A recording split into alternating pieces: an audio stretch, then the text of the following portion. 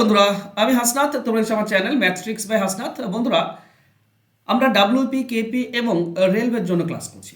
যে ক্লাসগুলো তোমাদের খুবই ইম্পর্টেন্ট, বিশেষ করে আমরা একটু অ্যাডভান্স লেভেলের অঙ্ক নিয়ে আলোচনা করছি, চেষ্টা করছি এই ধরনের অঙ্ক বর্তমানে কিন্তু দেবে।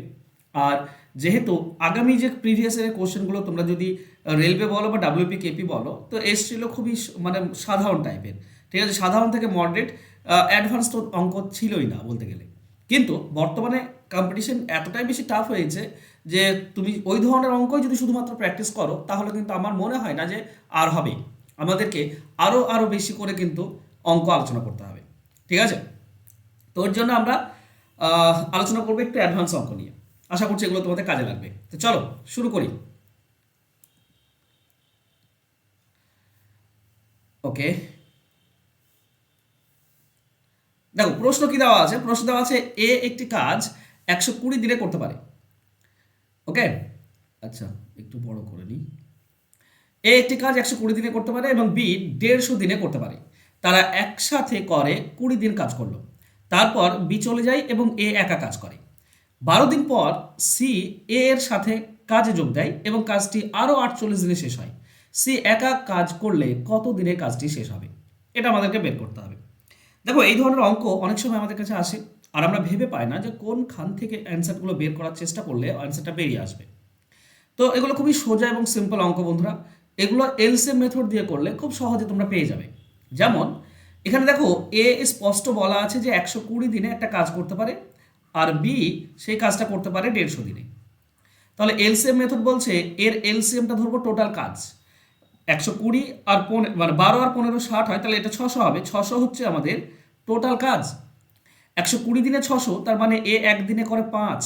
600কে 120 দিয়ে ভাগ, আর 600কে 150 দিয়ে ভাগ করে দাও 4। বি করে একদিনে 4।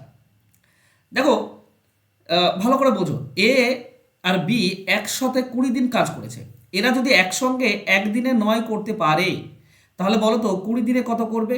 20 × 9, তার মানে 180 ইউনিট। এই কাজটা কিন্তু এরা দুজনে 20 দিনে করেছে। এরপরে কি হয়েছে? বি চলে গেল। এখন এ কাজ করছে 12 দিন একা, আর সি কে সাথে নিয়ে কাজ করছে 48 দিন। তাহলে এ কিন্তু দুই জায়গায় কাজ করছে। প্রথমে 20 দিনের আমরা নিয়ে ফেলেছি, এবার পরের দুইবার, একবার 12 দিন কাজ করছে একাই এ, আর একবার সি এর সঙ্গে 48 দিন। তার মানে এ কাজ করছে 12 দিন আবার 48 দিন, মানে 60 দিন। তাহলে এ তো একদিনে 5 করতে পারে, তাহলে 60 দিনে কত করবে? 60 × 5, তার মানে 6 × 5 = 30, 300 ইউনিট। তাহলে টোটাল কাজ এ আর বি মিলে টোটাল কত কাজ হলো? টোটাল কাজ হচ্ছে 480 ইউনিট। দেখো, টোটাল তো 600 কাজ, আর তার মধ্যে 480 হয়ে গিয়েছে। তার মানে পড়ে থাকে আর 120। এইটা কে করেছে? এটা সি করেছে। সি কতদিন কাজ করেছে আমরা জানি? 48 দিন। এ এর সঙ্গে 48 দিন কাজ করেছিল।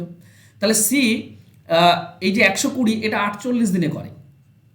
তাহলে বলো, 1 ইউনিট কাজ করবে তখন 48/120, এটা এক ইউনিট কাজ। তাহলে 600 ইউনিট কাজ করতে কত সময় লাগবে? 600 দিয়ে গুণ। এইটুকু করলেই তো আমরা অ্যান্সার পাই। এটার সঙ্গে এটা 5 দিয়ে যায়, 48×5 = 240। তার মানে সি এর একা 240 দিন লাগবে। 120 করতে 48, 600 করতে 240। অ্যান্সার হবে অপশন সি। তো খুব বেশি কঠিন কি? আশা করছি তোমরা স্পষ্ট বুঝেছো ব্যাপারটা। ঠিক আছে, এগুলো ধাপে ধাপে করতে হয়, ধাপে ধাপে করলে খুব ইজিলি হয়ে যায়। চলো নেক্সট কোশ্চেনে যাব। পরবর্তী কোশ্চেন দেখো, রাজু 1 ঘন্টায় 32টি রসগোল্লা খেতে পারে। তার ভাই সাহেব সমসংখ্যক রসগোল্লা 3 ঘন্টায় খায়। তাদের একসাথে 32টি রসগোল্লা খেতে কত সময় লাগবে? এখানে এই যে 32 32 দেওয়া আছে না, কনফিউজ হও না। ধরো কিছু সংখ্যক বা কোনো একটা কাজ, রাজু 1 ঘন্টা একটা কাজ করে, সেই কাজটা সাহেব 3 ঘন্টায় করে। তাহলে একসাথে সেই কাজটা করতে কত লাগবে? এখানে যে কাজটা বা রসগোল্লা 32টি রসগোল্লা খাওয়ার কথা বলছে, এটা তো 32টির কাজ। এখানেও 32টি খাচ্ছে, এখানেও সমসংখ্যক খাচ্ছে, এটাও সমসংখ্যক, মানে একই কাজ। একজন 1 ঘন্টায় করে, একজন 3 ঘন্টায় করে। দুজনে মিলে একসঙ্গে কতক্ষণে করবে? তো এর নিয়ম হচ্ছে দুজনে মিলে সে কাজটা করলে এক্স ওয়াই উপরে গুণ হয়ে যায়, আর এক্স ওয়াই নিচে যোগ হয়ে যায়। তার মানে 1 ঘন্টা আর 3 ঘন্টা উপরে গুণ হবে, আর 1 ঘন্টা আর 3 ঘন্টা নিচে যোগ হবে। তার মানে উপরে পাবো 3, নিচে হবে 4, এত ঘন্টা। কিন্তু মিনিটে দেওয়া আছে আমাদের যে অ্যান্সার, তাহলে কি করব? 3 এর 4 আছে, একে 60 দিয়ে গুণ করলে তো মিনিট হয়ে যায়। 4-এর সঙ্গে এটা কাটলে 4 15 60, তার মানে 45 মিনিট। এটাই হচ্ছে সঠিক উত্তর। অ্যান্সার হবে অপশন ডি। ঠিক আছে, কনফিউজ হয়ে যাও না অঙ্ক দেখে, অঙ্ক সহজ। চলো নেক্সট কোশ্চেন। একটি কাজ শেষ করতে মধু উমার দ্বিগুণ সময় নেয় এবং রাহুল মধু এবং উমার মোট সময়ের সমান সমান নেয়। তিনজনে একসাথে কাজটি 6 দিনে শেষ হয়, তাহলে মধু একা কাজটি কত দিনে করবে? দেখো এই কাজের ক্ষেত্রে এলসিএম মেথড হচ্ছে বেস্ট। এগুলো তুমি এলসিএম মেথডে খুব ইজিলি অ্যান্সার বের করতে পারবে। কি করে? তিনজনই তো আছো, একটা আছে মধু, একটা আছে উমা, আর একটা আছে রাহুল। দেখো মধু আর উমার ক্ষেত্রে বলেছে উমার দ্বিগুণ সময় নেয়, মধু উমার দ্বিগুণ সময় নেয়, মানে উমা যদি এক্স মিনিট হয় মধু হবে 2x মিনিট। আর রাহুল কি বলেছে? রাহুল উমা আর মধুর টোটাল সময়টা নেয়, উমা মধু তো 3x টোটাল, এ এ একাই 3x নেয়। এই হচ্ছে যে সময়ের যে কাজ সেটা। এইটুকু যদি পারো তাহলে এর এলসিএমটা হবে টোটাল কাজ 2x x আর 3x, 6x হচ্ছে টোটাল কাজ। এখন মধু যে আছে 2x মিনিটে করে 6x, মানে 1 মিনিটে করবে 3, x মিনিটে 6x তার মানে 1 মিনিটে হবে 6, আর 3x মিনিটে 6x তার মানে 1 মিনিটে করে 2। মানে টোটালকে 2x দিয়ে ভাগ করলে 3, x দিয়ে ভাগ করলে 6, আর 3x দিয়ে ভাগ করলে 2। ঠিক আছে, তাহলে তিনজনে মিলে কত করছে? 9-11 ইউনিট কাজ। বলেছে তারা 6 দিনে কাজটা শেষ করে। আচ্ছা একদিনে যদি 11 করে তো বলো তো 6 দিনে কত করবে? 6 দিনে টোটাল কাজটা করবে 66। তো এটা যদি টোটাল কাজ হয় এটাও তো টোটাল কাজ, তাই না? মানে এই 6x এটা টোটাল কাজ, আবার এটাই আমরা 66 পাচ্ছি, মানে 6x হচ্ছে 66। এবার কার বের করবো? মধুর। মধু মানে 2x বের করব। দেখো এটাকে 3 দিয়ে কাটলে 2x হয়, তো এটাও 3 দিয়ে কেটে দাও তাহলে হবে 22। এটাই হবে অ্যান্সার। অ্যান্সার হবে অপশন বি। যদি বলতো উমা কত করে তো x এর মান বের করতাম, 6 দিয়ে ভাগ হতো, আর 3x রাহুল বের করলে 3x দিয়ে ভাগ করতাম, মানে 2 দিয়ে 3 দিয়ে 3x বের করতাম, মানে 2 দিয়ে কাটলেই হয়ে যেত। ঠিক আছে, আশা করছি বুঝতে পেরেছো। চলো নেক্সট কোশ্চেনে যাই। সুফিয়া 5:20 AM বি শহর থেকে এ শহরে রওনা দিল। সে 80 কিমি প্রতি ঘন্টা বেগে 2 ঘন্টা 15 মিনিট যাত্রা করলো। তারপর তার গতিবেগ কমিয়ে 60 কিলোমিটার প্রতি ঘন্টা করলো। শহর দুটির মধ্যে দূরত্ব হচ্ছে 350 কিলোমিটার। কটার সময় সুফিয়া এ শহরে পৌঁছাবে? দেখো সুফিয়া এই বি শহর থেকে এ শহরের দিকে যাচ্ছে। ঠিক আছে, প্রথমে 80 কিমি বেগে যাচ্ছে, ক ঘন্টা গিয়েছে? 2 ঘন্টা 15 মিনিট। আচ্ছা 2 ঘন্টা 15 মিনিটকে আমরা লিখতে পারি 2 × 1 = 4 ঘন্টা। 2 ঘন্টা আর 1/4 ঘন্টা, 1/4 ঘন্টা মানে 15 মিনিট, তাই না? তার মানে এটা হচ্ছে কত? 9/4 ঘন্টা। তাহলে যদি 80 কিলোমিটার যাই 9/4 ঘন্টায়, তো 9/4 দিয়ে গুণ করে দাও, তাহলে কত কিলোমিটার গিয়েছে পেয়ে যাবো আমরা। এটার সঙ্গে এটা কাটলে 20, তো 2 9 18, 180 কিলোমিটার গিয়েছে। 180 কিলোমিটার চলে গিয়েছে ওই 80 কিমি বেগে। তাহলে আর কত পড়ে থাকলো? টোটাল তো 350 কিলোমিটার, 180 বিয়োগ করে দাও। 350 থেকে 180 বিয়োগ 0 8, এখানে 7 পাবো 2, তার মানে 170 কিলোমিটার থাকলো। আর বাকি আছে 170 কিলোমিটার। এইটা যাবে এবার কোন বেগে? না 60 কিমি বেগে। কিন্তু তার আগে সময়টা একটু ক্যালকুলেট করে নাও। দেখো 5:20 সে সময় শুরু করেছিল, আর 2 ঘন্টা 15 মিনিট সে প্রথমটা গিয়েছে। তাহলে এখন বাজছে কটা? এটা 7:35 মিনিট। ঠিক আছে, 7:35 মিনিট বাজছে। এরপরে এবার 170 কিলোমিটার যেতে কত সময় লাগছে সেটা দেখব। 60 কিমি বেগে যাবে, তো 170কে 60 দিয়ে ভাগ করে দাও, তাহলে ঘন্টা পেয়ে যাব। ঠিক আছে, তাহলে শূন্য সঙ্গে শূন্য কাটো, তুমি পাচ্ছ 17/2, মানে 2×2=6 5/6 ঘন্টা, 2×5=6 ঘন্টা। আচ্ছা 2 মানে তো 2 ঘন্টা, আর 5/6 মানে 60 দিয়ে গুণ করে দাও, 50 মিনিট পাবে। 2 ঘন্টা 50 মিনিট এখনো সময়টা লাগবে, তাহলে 2 ঘন্টা 50 মিনিট এখানে যোগ করে দাও, তাহলে তুমি 6 পেয়ে যাবে। এটা হবে 5, 6 হলে আমরা এক ঘরে এদিকে নিয়ে যাবো। ঠিক আছে, এটা 8 হয়, মানে 80 মিনিট করবো না আমরা, 80-80 2 লিখবো, 6 এদিকে নেবো, মানে 1 ঘন্টা এদিকে চলে যাবে। ঠিক আছে, এটা মানে কত? এটা মানে হচ্ছে তোমার 85 মিনিট। 85 মিনিট মানে 1 ঘন্টা 25 মিনিট। তো এখানে 25 মিনিট লিখলাম, আর এখানে 9টা হচ্ছে, 1 ঘন্টা যোগ হলে হয়ে যাবে 10টা। তো 10:25 AM এটাই হবে সঠিক উত্তর। অ্যান্সার হবে অপশন ডি। ঠিক আছে, তো দুটো সময় তোমাকে ক্যালকুলেট করতে হচ্ছে, একটা তো 2 ঘন্টা 15 মিনিট বলা আছে, আর একটা 2 ঘন্টা 50 মিনিট, বাকি তার যেতে সময় লাগবে। এইটুকু তোমাকে ক্যালকুলেট করতে হবে, তাহলে তুমি অ্যান্সার পেয়ে যাবে। চলো নেক্সট কোশ্চেন। একটি টার্মিনাল থেকে বাসগুলি 10 মিনিটের ব্যবধানে 20 কিমি প্রতি ঘন্টা গতিবেগে যাত্রা করে। যদি টার্মিনালের দিকে বিপরীত দিক থেকে আসা এক ব্যক্তি বাসগুলোকে 8 মিনিট ব্যবধানে দেখতে পায়, তাহলে ওই ব্যক্তির গতিবেগ কত? খুব ইন্টারেস্টিং, এগুলো শর্টকাট হয়, কিন্তু আমি শর্টকাট বলার আগে এটা ভালো করে বোঝো। একটা বাস এদিকে যাচ্ছে, একজন ব্যক্তি এখানে দাঁড়িয়ে আছে, সে 10 মিনিট যদি স্থির থাকে তাহলে 10 মিনিট পর পর দেখতে পাবে, কিন্তু লোকটি কি 8 মিনিটের ব্যবধান দেখতে পাচ্ছে, মানে একবার দেখার পর লোকটি 8 মিনিট এখানে এগিয়ে এসছে, দিয়ে এখানে দেখছে। আচ্ছা, এখানে যদি দেখা হয় তার মানে বাসটি এদিক থেকে 8 মিনিট এসছে, 8 মিনিট, আর লোকটি এদিক থেকে 8 মিনিট গিয়েছে, দিয়ে তাদের দেখা হচ্ছে। তাহলে যদি বাসটির খেয়াল করো তাহলে টোটাল এত দূর আসতে 10 মিনিট লাগে, তার মানে আর 2 মিনিটের পথ বাকি ছিল। এই বাসটির যেটা 2 মিনিট সেটাই লোকটির 8 মিনিট, তাই না? লোকটির 8 মিনিট মানে 4 গুণ সময় লাগে।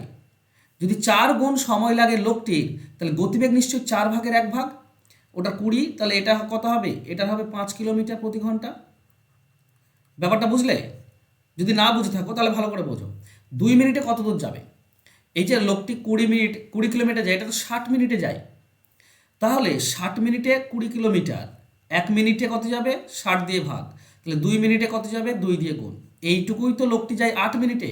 8 মিনিটে যদি এটু যায় তাহলে 1 মিনিটে কত? 8 দিয়ে ভাগ। এটা 1 মিনিটে পেলাম, তাহলে 60 মিনিটে কত লোকটি? 60 দিয়ে গুণ।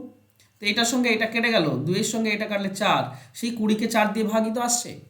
মানে এটা 2 মিনিটে যাচ্ছে, এই 8 মিনিট লাগছে, 4 গুণ বেশি লাগছে। তো সময় বেশি লাগা মানে কি? গতিবেগ কম। তো 4 গুণ সময় লাগছে, তার মানে গতিবেগ 4/1, মানে গতিবেগ 5 কিলোমিটার। অ্যান্সার হবে অপশন সি। ঠিক আছে, এইভাবে আমরা বের করি। নেক্সট দেখো, এক ব্যক্তি তার 2 পুত্র এ এবং বি এর মধ্যে কিছু অর্থ এমনভাবে ভাগ করে দিল যাতে 3 বছরে 15% বার্ষিক সুদের হারে প্রাপ্ত এ এর সুদ 5 বছরে 12% হারে প্রাপ্ত বি এর সুদের সমান, দ্বিগুণ। কি অনুপাতে তাদের মধ্যে অর্থ ভাগ হয়েছে? ধরো আমি বললাম যে এ পেয়েছে এ টাকা আর বি পেয়েছে বি টাকা। তো এ এর টাকাটার সুদ কি হবে? 3 বছর 15% ডিভাইডেড বাই 100, এটা হচ্ছে সুদ। আর এটা হচ্ছে 5 বছর 12% ডিভাইডেড বাই 100, এটা সুদ। কিন্তু এই যে প্রথম সুদটা না, এটা বি এর সুদের দ্বিগুণ, তো এটা দ্বিগুণ হয়ে আছে। তুমি যদি এদিকে 2 গুণ করো তবেই দুটো সমান হবে। বাস এখান থেকেই তুমি অনুপাত বের করে নিতে পারবে। ঠিক আছে, কি করে বের করবে? দেখো, নিচের 100 কেটে দাও, উপরের 5 দিয়ে তুমি এখানে 15 কাটলো, 5 3 15, এবার 3 দিয়ে এ পক্ষের 12 কেটে দাও, তুমি 4 পাবে। তাহলে এখানে কি থাকছে? 3a, আর এদিকে কি থাকছে? 4 2 8, 8b। তো আমরা এ অনুপাত বি নিয়ে আসবো সমান সমান, দেখো এর সঙ্গে 3 গুণ হয়ে আছে, এটা নিচে চলে আসবে, আর বি এর সঙ্গে গুণ হয়ে আছে, ওটা উপরে থাকবে। তাহলে এ অনুপাত বি হবে 8:3, এটাই হচ্ছে অ্যান্সার। তো অ্যান্সার হবে অপশন ডি, 8:3। ক্লিয়ার? চলো নেক্সট কোশ্চেন। দেখো, পরবর্তী কোশ্চেন বলা হয়েছে যে একজন ব্যক্তি 10% চক্রবৃদ্ধি সুদের হারে 6,000 টাকা ধার করলো। সে প্রতি বছরের শেষে 2,000 টাকা করে ধার শোধ করলো। 3 বছরের শেষে সমস্ত ধার মেটাতে হলে তাকে মোট কত টাকা দিতে হবে? ব্যাপার হচ্ছে তার কাছে 6,000 টাকা আছে, আর হবে কি প্রথম বছরে ফার্স্ট ইয়ারে কি হবে? 10% সুদ হবে। তো 6,000-এর 10% হচ্ছে 600 টাকা। তো 600 টাকা যদি সুদ হয় তাহলে টোটাল হবে 6,600 টাকা। এবার 2,000 টাকা যদি মাইনাস করে দেয়, শোধ করে দেয়, তাহলে কি হবে? থাকবে 4,600 টাকা থাকবে। এটা প্রথম বছরে এটা থাকলো। দ্বিতীয় বছরে এটা 10% দেবে, তো এটা 10% হচ্ছে 460 টাকা। কেন? একটা শূন্য কাটলেই পেয়ে যায়। তাহলে তার কাছে টোটাল কত হয়ে যাবে? যোগ করে দাও। তাহলে আমরা পাই, এই দুটি যোগ করলে আমরা পাই 0, 6, 10-এর 0 হাতে 1, 5,060 টাকা। এবার সে আবার 2,000 টাকা মাইনাস করছে, তার মানে 3,060 টাকা তার কাছে থাকলো। এবার তৃতীয় বছরে ধার শোধ করবে, তো এখানে তৃতীয় বছরে এইটার সুদ যেটা, সেটাও তো দিতে হবে তাকে। তো এটা সুদ হবে 306 টাকা। তাহলে এই দুটি টোটাল তাকে শোধ করতে হবে তৃতীয় বছরে। তো এই দুটি যোগ করে দাও, 6, 0, 6, 0, 6, তো 6, 0, 6, 6,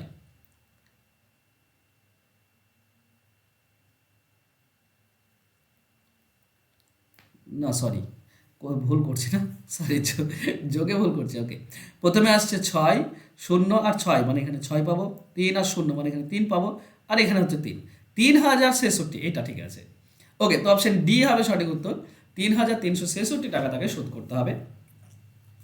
তৃতীয় বছরে। এখানে 2000 টাকা না, এখানে এই টাকা দিলেই শোধ হয়ে যাবে। ওকে, চলো নেক্সট কোশ্চেনে যাই। পরবর্তী কোশ্চেন দেখো, বলা হয়েছে কত চক্রবৃদ্ধি সুদের হারে 32,000 টাকার 9 মাসের সুদ হয় 5,044 টাকা, যেখানে চক্রবৃদ্ধির সুদ 1/3 বার্ষিক হারে গণনা করা হচ্ছে। ওকে, দেখো সুদের হার বের করার নিয়ম হচ্ছে একটা, আমি যেটুকু আমার মনে পড়ছে সেটা হচ্ছে বেস ইন্টু 100 মাইনাস 100।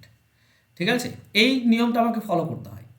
তো এখানে বেস আমরা বের করবো। বেস মানে হচ্ছে সুদ আসল বাই আসল। ঠিক আছে, বেস মানে হচ্ছে সুদ আসল বাই আসল।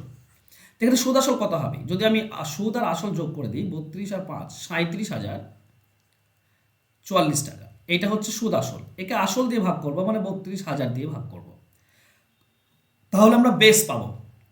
এবার বেস আনতে গেলে পাওয়ারে দেখো 1/4 মানে ত্রৈমাসিক, 4/1 হচ্ছে সুদ, 4/1 মানে 3 মাস অন্তর অন্তর সুদ পাই। তো 1 বছরে যদি 3 মাস দেখো তোমরা, তাহলে তুমি 4 বার সুদ পাবে, 4 বার, তাই না?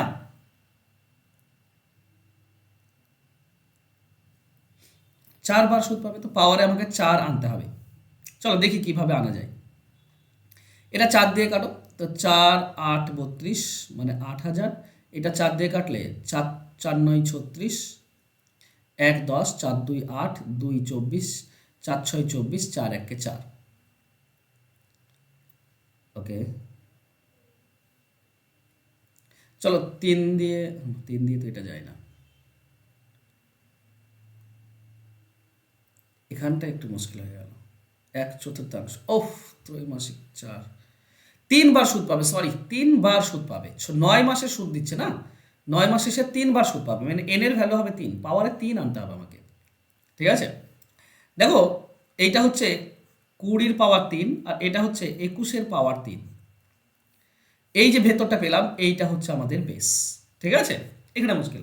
একটা জিনিস মনে রেখো, এখানে 9 মাস সুদ হচ্ছে, 9 মাসে 3 বার সুদ পাবে, তাহলে পাওয়ারে আমাকে পাওয়ারটা 3 আনতে হবে। এর জন্য পাওয়ারটা 3 আনলে ভেতরে যেটা থাকবে সেটা হচ্ছে বেস। তো বেস হচ্ছে 21/20 ইন্টু 100 মাইনাস 100। এইটা হচ্ছে আর বের করার নিয়ম। ঠিক আছে, যারা আমার চ্যানেলে রেগুলার ভিউয়ার্স তারা এগুলো বুঝবে, যারা আর পেড ব্যাচে যারা আছো তারাও বুঝবে। ঠিক আছে, 20 সঙ্গে এটা কাটলে 5, তার মানে 105 মাইনাস 100, তাহলে হচ্ছে 5%। এইটা হচ্ছে ত্রৈমাসিক সুদ। আমাকে বার্ষিক সুদের হার আছে, কত চক্রবৃদ্ধি সুদের হারে। দেখো 3 মাস 3 বারে যদি 5% পাই, তাহলে বছরে কত পাবে? বছরে হচ্ছে সুদ 20%। ঠিক আছে, এটা 3 মাসে 5%, তো 4 বার বছরে 4 বার 3 মাস হয়, 5%, 5%, 5%, 5%, মানে মোট 20%। এটা হচ্ছে বার্ষিক সুদের হার। অ্যান্সার হবে অপশন ডি, এটা বার্ষিক সুদের হার। যদি বলতো ত্রৈমাসিক সুদের হার কত, তাহলে 5% হতো, এটা আমাদের অ্যান্সার হতো, কিন্তু বার্ষিক সুদের হার চেয়েছে। ওকে, তো অ্যান্সার হবে 20%। নেক্সট, একটি বৃত্তাকার ঘাস জমির ব্যাস কতটা, 42 মিটার। জমিটির বাইরে চারিদিকে 3.5 মিটার চওড়া একটি রাস্তা আছে। প্রতি বর্গমিটার 4 টাকা হিসাবে রাস্তাটি পাথর বসাতে কত খরচ হবে? দেখো যদি কনসেপ্টটা তোমার জানা থাকে তাহলে খুব ইজি। এই তো দেখো, এটার প্রথমটার ব্যাস কত, 21 হবে, কারণ ব্যাসার্ধ 21 হবে। ব্যাস বলা হয়েছে 42, তো ব্যাসার্ধ 21। এটা 3.5 মিটার চওড়া যদি হয়, তাহলে এই পুরোটা কত হচ্ছে, 24.5, তাই না?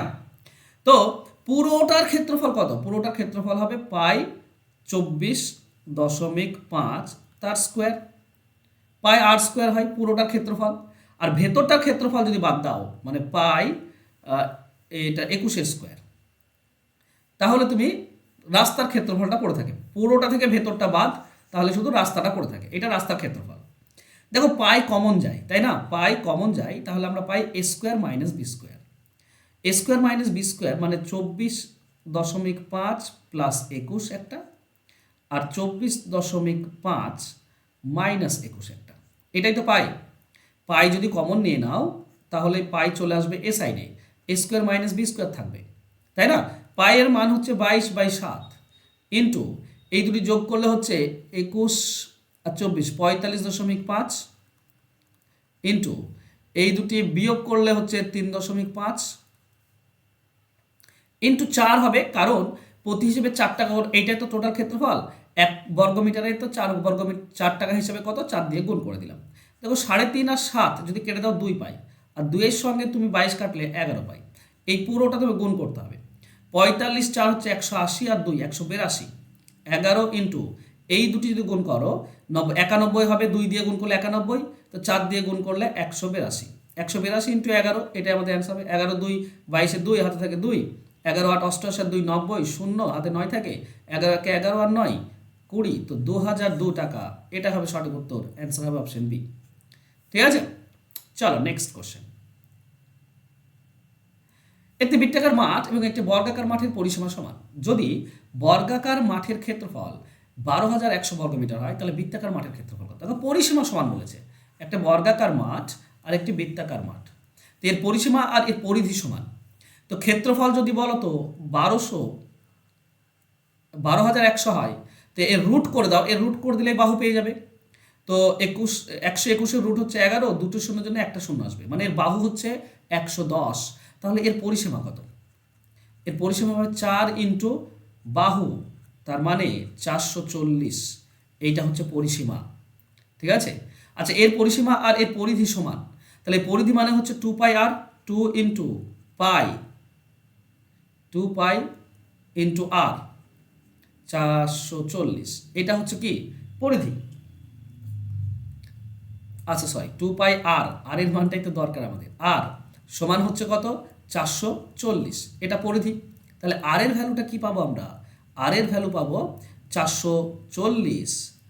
দেখো উপরে গুণ হয়ে আছে 2 আর 22, সেটা নিচে আসবে 2 ইন্টু 22, আর নিচের 7টা উপরে চলে যাবে।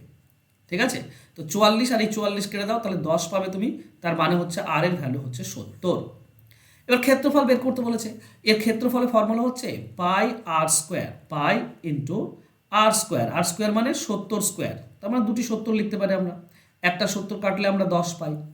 এবার আমরা কি পাচ্ছি, 7 2 14 4 হাতে 1 থাকে, 7 2 14 1 15, 154, 100 একটা শূন্য আর 70 একটা শূন্য, 15,400, এটাই হবে সঠিক উত্তর, অ্যান্সার হবে অপশন সি।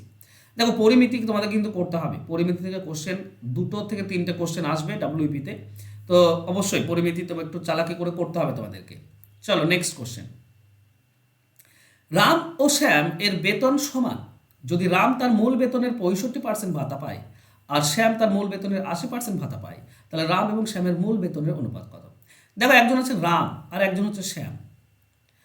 ও রাম কি পায়? রাম নিজের 100% পায় প্লাস 65% ভাতা পায়, তাহলে রামের 165%, আর শ্যাম নিজের 100% পায় আর 80% ভাতা পায়, তো শ্যামের 180%, এই দুটি সমান বলেছে।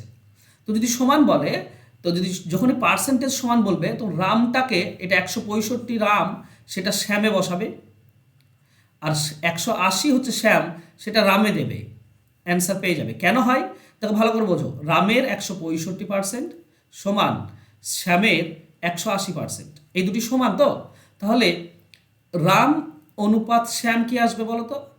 শ্যামের 180 সেটা উপরে চলে গেল, আর রামের 165 সেটা নিচে চলে এলো, মানে রাম 180 হয়ে গেল আর শ্যাম 165 হয়ে গেল, ওটাই আমি এখানে করেছি। ঠিক আছে, এবার কাটাকাটি করবো, 5 দিয়ে কেটে দাও, 5 দিয়ে কাটলে কত হয়? 5 3 15, 5 6 30 36, এটা 5 দিয়ে কাটলে 5 3 15, 5 3 15, আবারও 3 দিয়ে যাই তাহলে 12, এটা 3 দিয়ে গেলে 11, তো 12 11, অ্যান্সার হবে অপশন সি। ঠিক আছে, একটু উল্টে দিলেই কিন্তু রাম পার্সেন্টেজ সমান বললে অনুপাত উল্টে যায়। চলো নেক্সট কোশ্চেন। এক গলা অবিশুদ্ধ দুধ 11 টাকা প্রতি লিটার বিক্রি করে 10% লাভ করে।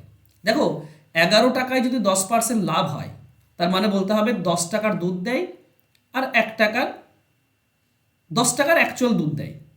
10 টাকার জিনিস যদি 11 টাকায় বিক্রি করো, তবেই তো 10% লাভ থাকবে, তাই না? তার মানে সে অ্যাকচুয়ালি দুধ দেয় 10 টাকার।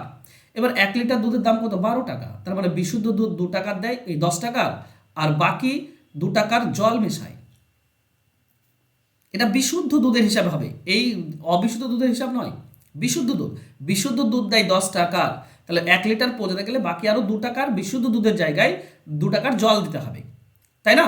তো অনুপাতটা হবে 5:1। এই জায়গাটা অনেকেই ভুল করে, তোমরা ভুল করবে না, একটু মনে রেখো ভালো করে। 12 টাকাতে 1 লিটার দুধ পাই, এর মধ্যে 10 টাকার খাঁটি দুধ দিলাম, তাহলে আর 2 টাকার খাঁটি দুধ থাকে।